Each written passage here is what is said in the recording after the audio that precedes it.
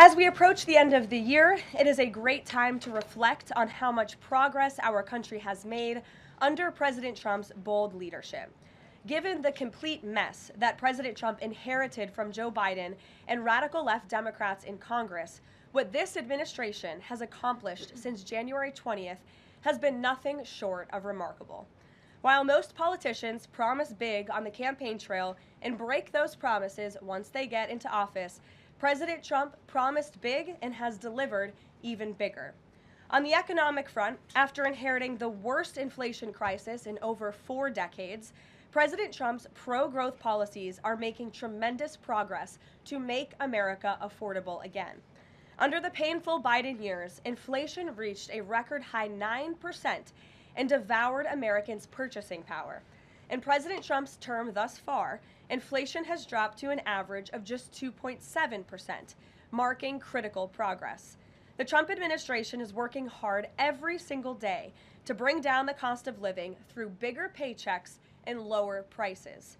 Real wages are finally on the rise again and on pace to increase to roughly $1,200 for the average American worker this year.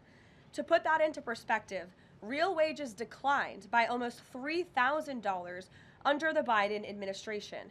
That means Americans right now are on track already to make up 1/3 of the $3,000 in lost wages under Joe Biden. There's much work to do, but this has already been significant progress. President Trump has also delivered resoundingly on his promise to end Joe Biden's insane war on American energy and make sure our country has reliable and affordable energy produced right here at home. As a result, the nationwide average for regular gas just fell to its lowest level in nearly 5 years. According to data from Gas Buddy released on Monday, average gas prices have now dipped below $3 per gallon in 37 states, below $2.75 per gallon in 22 states, and below $2.50 per gallon in 5 states. Just a few years ago, we saw record high price gas of nearly $5 per gallon. American families faced constant pain at the pump, and those costs caused the price of everything else to go up as well. In fact, the average cost for a gallon of regular gas in the country was the most expensive price during a presidential term in U.S. history under Biden's disastrous leadership, even with them recklessly draining our strategic reserves to try and artificially decrease prices. But thanks to President Trump, those days are long behind us. In the months ahead, Americans can expect prices to fall even further. We know that when gas gets cheaper, everything else gets cheaper too, and that's what this president is focusing on. Americans can also expect another boost to their bank accounts in the months ahead, as 2026 tax refund season is upon us after the holidays, and it's projected to be the largest ever thanks to President Trump's passage of the One Big Beautiful Bill. According to recent analysis from Piper Sandler, when Americans file their taxes early next year, their refunds could be about 1/3 larger than usual, or roughly an extra $1,000 per filer. That is money straight into the pockets of the American people. It's only because of President Trump and Republicans' leadership that Americans will now pay no tax on tips, overtime, and Social Security. President Trump and Republicans believe hardworking Americans deserve to keep more of their hard-earned money, but Democrats, on the other hand, every single one of them, voted against these massive tax cuts. So remember that the next time Democrats try to talk about affordability. Democrats don't have a single clue about how to make America more affordable. They just spent the last 4 years creating the very affordability crisis that President Trump is fixing right now. And if given the chance of power ever again, the Democrats will implement those same policies and jack inflation right back up to where it was. Finally, at the border, President Trump has restored America's sovereignty and made our country safe again. This is the single greatest and fastest national security victory in modern American history, and it's not even close. The latest preliminary numbers released from the month of November show we have the most secure border in our nation's history. This is a remarkable achievement. November encounters came in even lower than the previous historic low in October, if you can believe it. There were only 30,367 total encounters nationwide. That's lower than the previous record set in October. And for the 7th consecutive month, U.S. Border Patrol released 0 illegal aliens into the United States. Let me repeat, 7 months of 0 illegal aliens being released into our country. This is a historic achievement, and it's one that every law-abiding American citizen should be grateful for. At this point, in 10 months under President Trump's unmatched leadership, we've seen less apprehensions overall than we saw in just 1 month under Joe Biden. Again, let me repeat, in 10 months under President Trump, we've seen less apprehensions at the southern border than we saw in 1 month under the previous president. Again, remarkable results. All in all, the economy is back on track and ready to boom over the next 3 years. Biden's inflation crisis is over. Prices are coming down. Wages are rising. The border is fully secure, and America's best days are to come. President Trump has kept his word and delivered for the American people over the past year, and he will not stop fighting, as you heard from him directly this week, until our country and every state in this country is better than ever before. So with that, I will take your questions today. I know there's a lot of news. We'll start with our new media seat. Mr. Bowling, it's great to see you here. He's of Real America's Voice. He's also the host of Edge, his interview and commentary podcast. Please, Eric, why don't you kick us off? Karoline, thank you very much for this and inviting me to the new media seat. As you point out, affordability crisis, it strikes me energy prices have been coming down aggressively since President Trump's second term, approaching $55 a barrel for oil, gasoline, as you point out, under $3 a barrel nationally, first time in 5 years. By the way, that $55 a barrel oil is about half of the peak under the last 4 years of the last administration, half the price.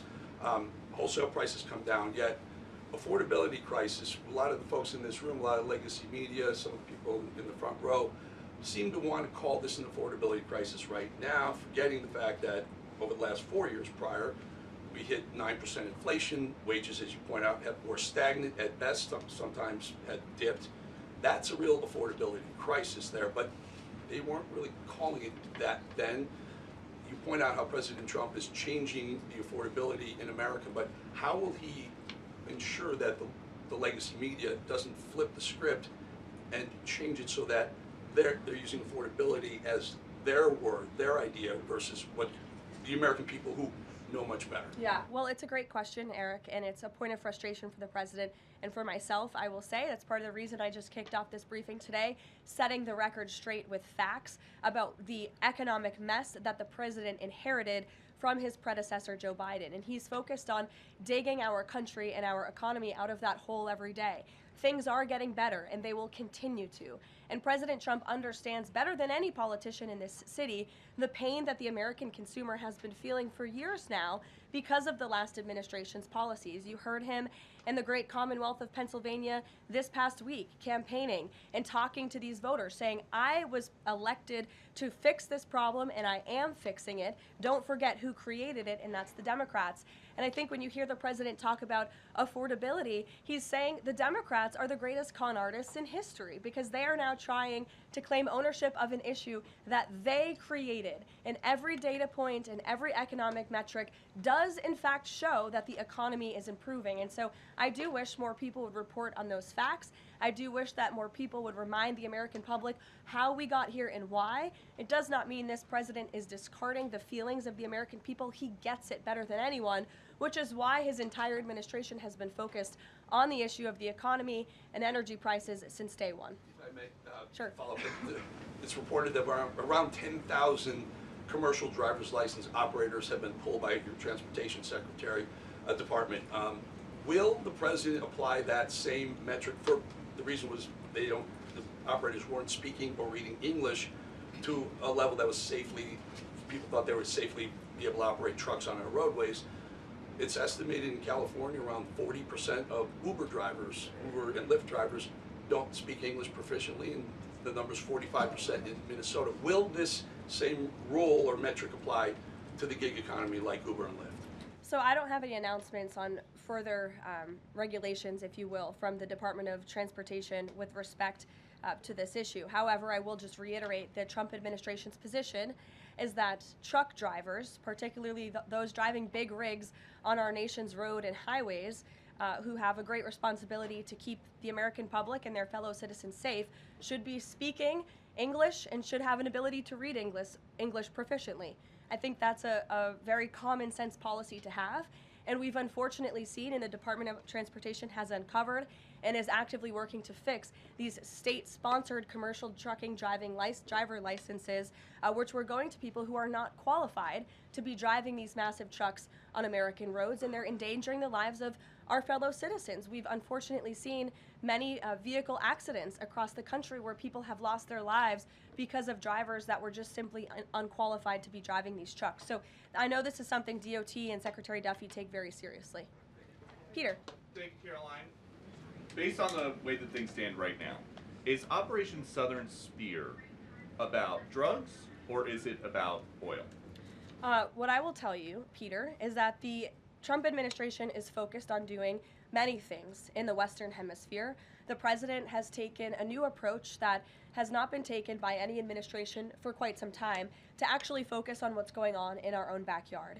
And there are two things that are very important to this administration. Number one, stopping the flow of illegal drugs into the United States of America, which we know has killed hundreds of thousands of Americans. The president promised on the campaign trail that he would demolish the foreign terrorist organizations and drug cartels around the world, especially right here in our own hemisphere, and you have seen that he is delivering on that promise.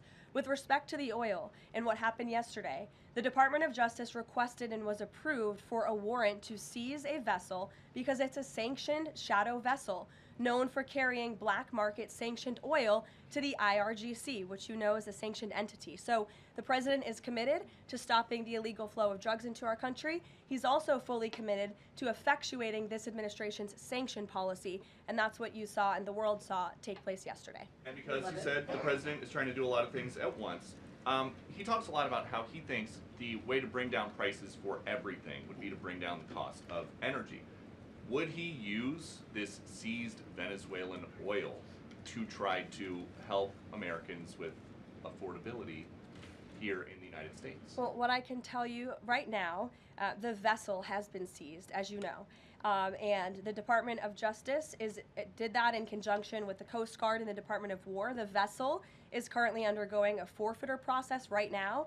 The United States currently has a full investigative team on the ground on the vessel, and individuals on board the vessel are being interviewed and any relevant evidence is being seized. With respect to the oil, that's a different issue. As you know, Peter, the vessel will go to a U.S. port, and the United States does intend to seize the oil. However, there is a legal process for the seizure of that oil, and that legal process will be followed. And just my last one on this. If President Trump launches a bigger military campaign in the Caribbean, is he jeopardizing a possible Nobel Peace Prize? Look, the president has proven over the past year that he is more than worthy of the Nobel Peace Prize. I think he's been nominated for it nearly 100 times this past year, which is definitely a record. He's solved, I think, 9 conflicts around the world. We are up to now. He's actively working on the Russia-Ukraine war, which is the big one as we speak, and has been over the past year. With respect to any additional action in Venezuela, I'm definitely not going to get ahead of the president or the United States military. Mary. It now seems all but certain that the Obamacare subsidies will expire at the end of the year. It means more than 20 million Americans are now bracing for their health care costs to soar.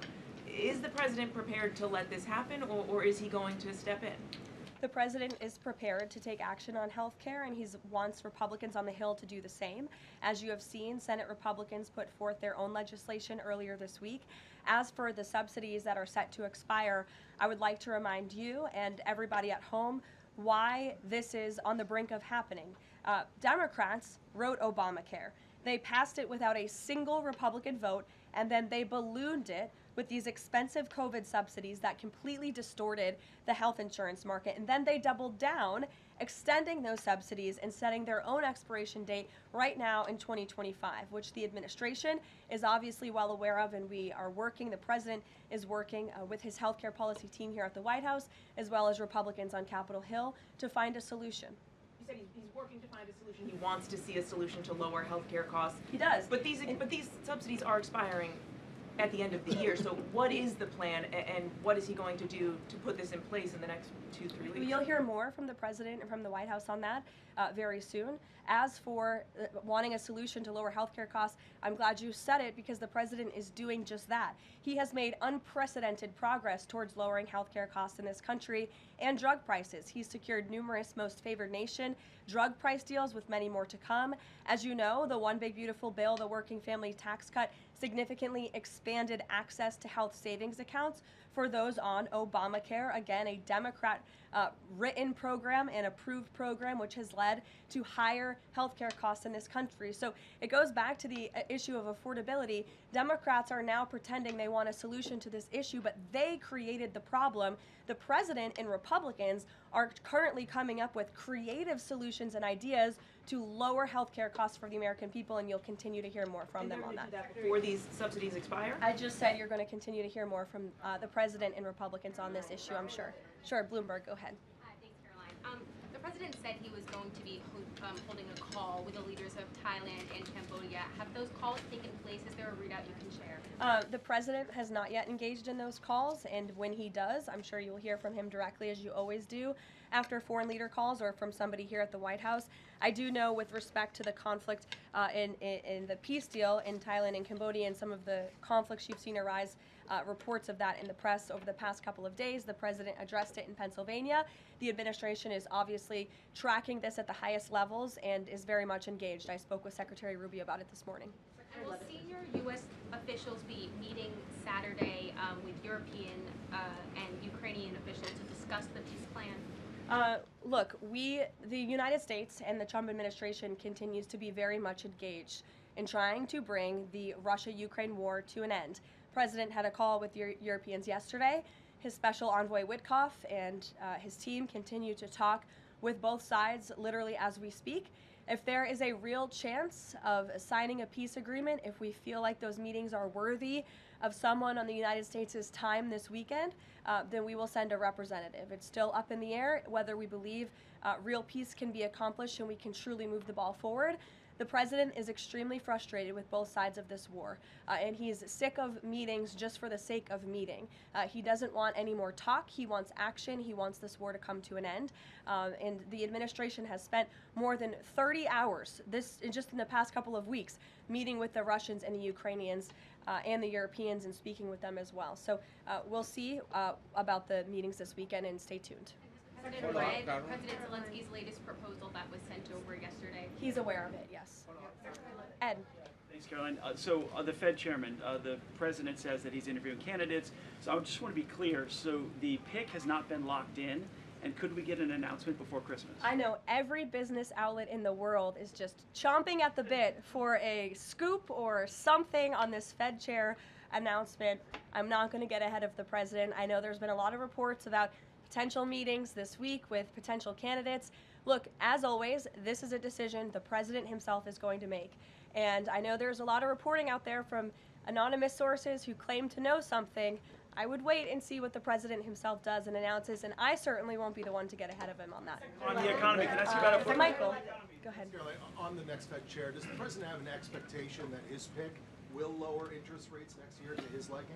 I think the president has been quite clear about what he believes the Fed should be doing, which is lowering interest rates. I know there was a quarter-point reduction this past week, and the president was pleased to see that, but he thinks more should be done. Philip. Thank you, Caroline. On these advanced NVIDIA H200 chips, why is the president willing to allow China to have access to one of America's chief technological advantages? Look, I will tell you just a couple of things. The president put out his own statement on this, which I do think highlights his exact thinking. What you see from the president on Truth Social is most of the time what you hear from the president behind closed doors privately. He told President Xi that NVIDIA will only be shipping H200 products to approved customers in China under conditions that will allow for continued strong national security. The administration continues to maintain a strict export control regime, and we are ensuring that the Blackwell chip and other advanced technologies stay right here in America, and these H200 chips will only be sent to China after undergoing a security inspection here in the United States. Elizabeth. Thank you, Caroline. New York City Mayor-elect Zohran Mamdani put out a video recently telling immigrants in New York City they have the right to stand up to ICE. Are you concerned this will inspire New York City residents to resist ICE operations, and what will the Trump administration do if this happens? The Trump administration is definitely concerned about the rise in violence and attacks and physical threats that we have seen against our brave men and women who wear the ICE uniform. Again, these are agents who are just simply doing their jobs. They are enforcing our nation's immigration laws, and we've seen more than a 1,000% increase in violent attacks on them and their families. They've been doxxed, they've been harassed, many of them have been physically assaulted and attacked. So we condemn that wholeheartedly. I know the administration has done a lot to protect our ICE agents, and the president stands firmly behind them in conducting these enforcement operations. And there's a lot of talk from Democrat politicians in New York, but the Trump administration will continue to do our jobs in every state, and that's to remove illegal aliens and public safety threats from American communities. Sure. Thank you. I'll go to the gentleman who's very eager, and then to you. Thank you so much. Obviously, Jasmine Crockett, who the president has openly criticized, just entered Texas' Senate race. I asked Mike Johnson, who said that Texas largely supports the president. Crockett, on the other hand, says that Trump is an example of extremism. She says that her support is a referendum on Trump. I'm curious to get your thoughts on this. And has Trump made any statements since she's announced her candidacy? Not to my knowledge, as you know from the White House podium. As a government employee, I'm not privy to comment on future elections, but I do think the president has made his thoughts on Ms. Crockett quite clear, and I do believe he thinks she is wholly unqualified for the office that she is seeking. Joey. Yeah, thanks, Caroline. A federal judge today ordered the immediate release of Kilmar Abrego Garcia from ICE detention. Does the White House have a response to that, and does the administration plan to appeal that decision? Absolutely. The White House, the administration opposed this activism from a judge who is really acting as a judicial activist, which we've unfortunately seen in many cases across the country. Abrego Garcia is present in our country illegally. He is a proven human trafficker. He is a proven gang member. The administration has evidence of that. And as you saw from the Department of Homeland Security, they issued a statement saying they'll continue to fight this legal battle in court. Caitlin. Two questions. I have one on Venezuela to follow up, but first on affordability, since we were talking about the economy at the beginning. If the economy is as strong as the president has said it is, then why is he telling parents 2 weeks before Christmas that they should only buy 2 or 3 dolls for their children? Look, what the president is saying is that if we want products made right here in America, if we want them to be made from American small businesses, which is a large part of the reason the president has effectively implemented tariffs, then we're going to have better quality products right here in the United States. Maybe you'll pay $1 or $2 more, but you will get better quality and you'll be supporting your fellow Americans by buying American, and that's what the president was saying.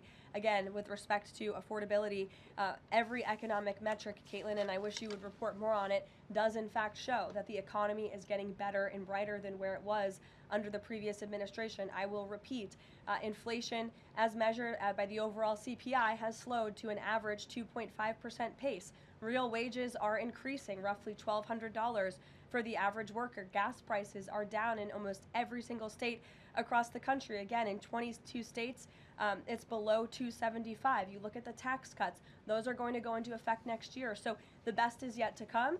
The president is digging our country out of the economic hole that the previous administration put us in, and that's what he's talking about. It was a year ago, as you know, and grocery prices have been up. So we've covered the economy, but there's mixed signals in terms of what that looks like. But on inflation is down from where it was. As measured by the overall CPI, it has slowed to an average 2.5% pace. This is down from what the president inherited. The president inherited 2.9% in January. Today it's at about 2.5%. So we're trending in the right direction with more to come. And I would remind you, when President Trump left office in his first term, inflation was 1.7%. And the previous administration jacked it up to a record high 9%. So again, in 10 months, the president has clawed us out of this hole. He's kept it low at 2.5%, and we believe that number is going to continue to decline, especially as energy and oil prices continue to decline as well.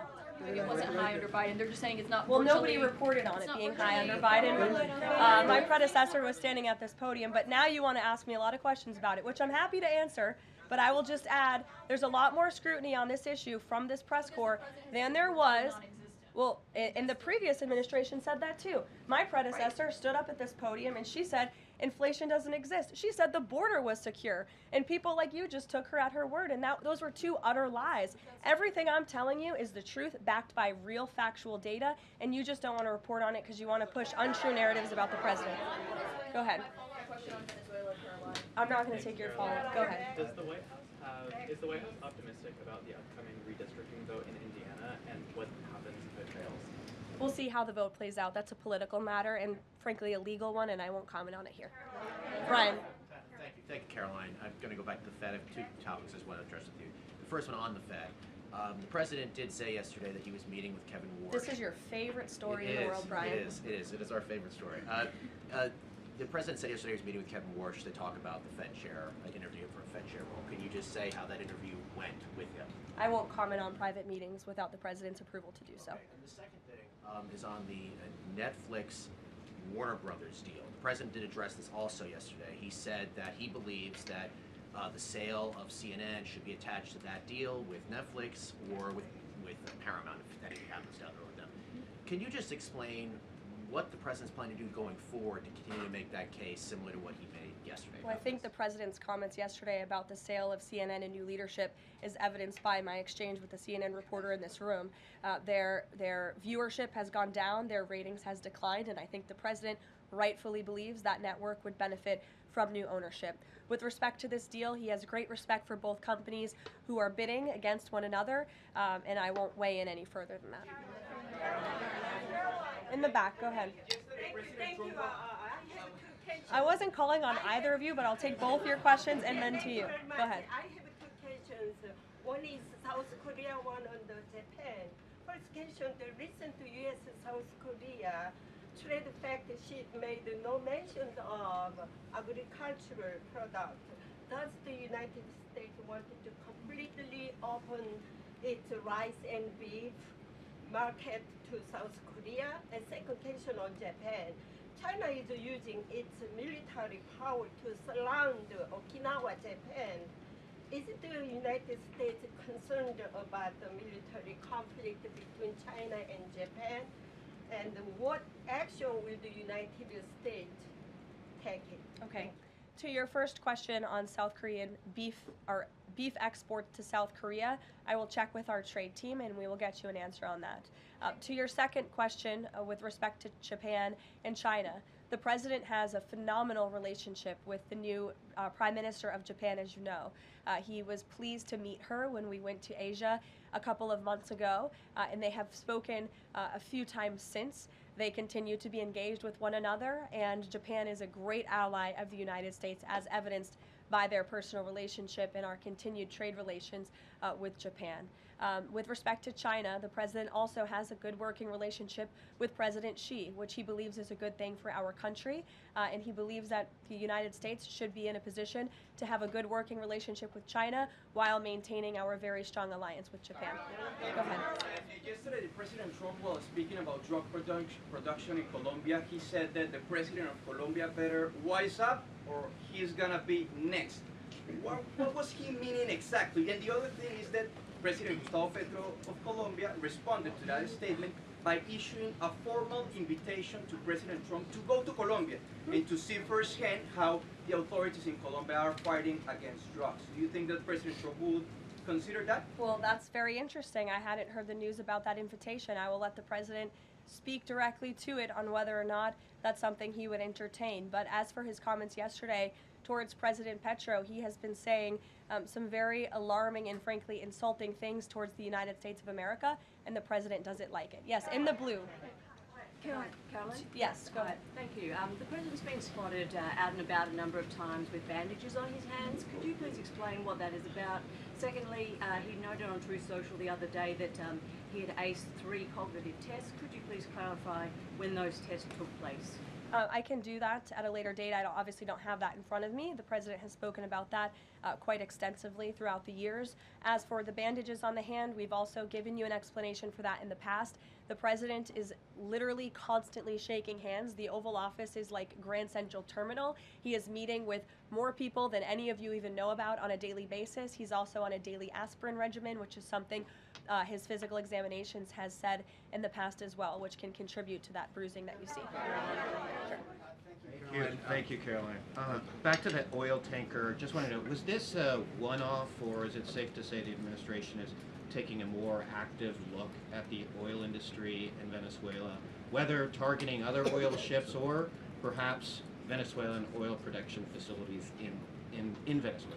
Well, I won't broadcast any future actions from the administration, but I will just reiterate that the Trump administration is executing on the president's sanction policies and the sanction policies of the United States, and we're not going to stand by and watch sanctioned vessels sail the seas with black market oil, the proceeds of which will fuel narco-terrorism of rogue and illegitimate regimes around the world.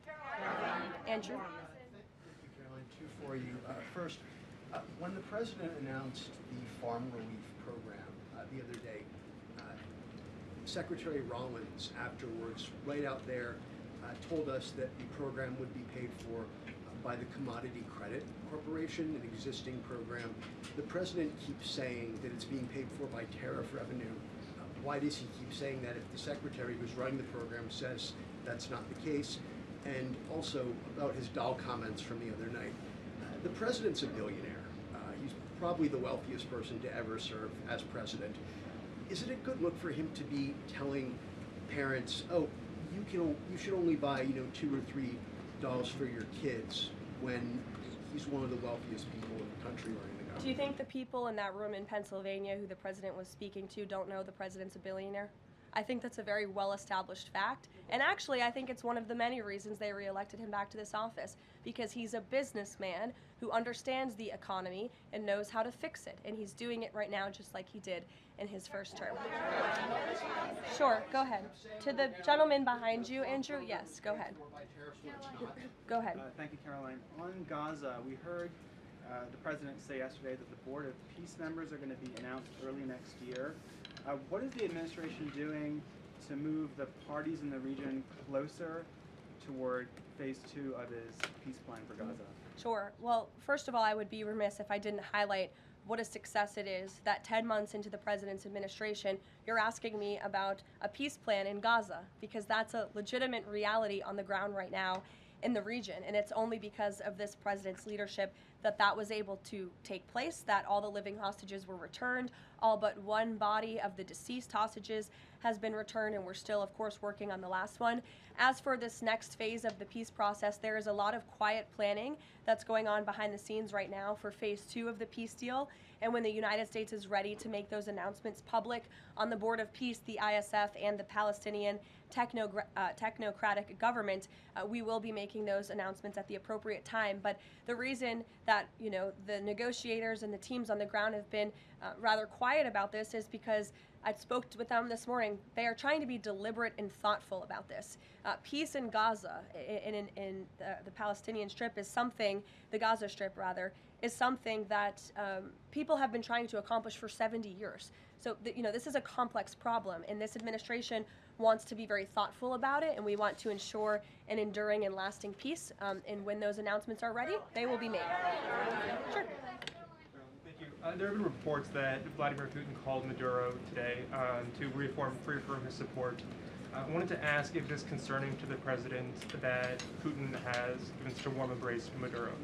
I don't think that would be concerning to the president at all, no. I'll let him speak on it further. Spoken to Putin about that? He has not spoken to President Putin today, and I understand that call took place this morning, so the answer is no. Thanks. I have a question about the ACA, but just first very quickly clarifying Caitlin's question. You acknowledged that CPI in January when you took office was 3%, and in September, the last month for which we have data, it was also 3%, so inflation. No, it's 2.5%. Not in September, it was 3%. It's 2.5%, the average CPI right now. I have it in front of me. In President Trump's first 8 months in office, inflation as measured by the overall consumer price index has slowed to a 2.5 average pace. This is down from the 2.9% inherited in January. January is 1 month. Kelly, in the back. Okay, can I ask you about the ACA really quickly? There are a number of plans that are floating around on the Hill right now having to do with these premium subsidies that are about to expire. Which plan does the White House support? Again, I have told you now a few times that the president and the Republicans will continue to unveil creative ideas and solutions to the healthcare crisis that was created by Democrats. And I know Chuck Schumer is putting up a vote today. This is a political show vote. Chuck Schumer is not sincerely interested in lowering healthcare costs for the American people. He's putting this vote on the floor knowing that it will fail so he can have another talking point that he can throw around without any real plan or action. If Chuck Schumer actually wanted to lower healthcare costs, I'm sure the president would welcome him and his entire Democrat caucus to a legitimate coordination on the president's policies of bringing down drug prices, these most favored nation deals. Why hasn't Chuck Schumer ever come out in support of those? Those are going to legitimately, they already are, lower drug prices for the American people. And not a word from Chuck Schumer on it. So I think that just proves this is completely political. Kelly, go ahead. Two quick ones on Venezuela. Does the president consider the seizure of the oil tanker an escalation or a step towards war with Venezuela? I think the president considers the seizure of the oil tanker as effectuating the administration's sanction policies, which I've already discussed previously. Potential invasion or potential land strikes in Venezuela aligned with the president's supporters, the MAGA base, does it risk the potential for a prolonged war and U.S. troops involved in that? Prolonged war is definitely not something this president is interested in. He's been very clear about that. He wants peace. He also wants to see the end of illegal drugs being trafficked into the United States and taking the lives of hundreds of thousands of Americans across our country. And he's thinking about that every day here at the White House. With every drug boat that is taken out by this administration, we are saving thousands of lives by deterring those drugs and stopping those drugs from flowing into our country. You will all, excuse me, you'll all hear, excuse me, you will all see the president tonight. He'll be making remarks at the Congressional Christmas Ball, which will be taking place here at the White House. And later this afternoon, he will be signing some congressional bills and executive orders that we, as always, will keep you apprised of. Thanks, guys. Can you say a word about the call with Modi?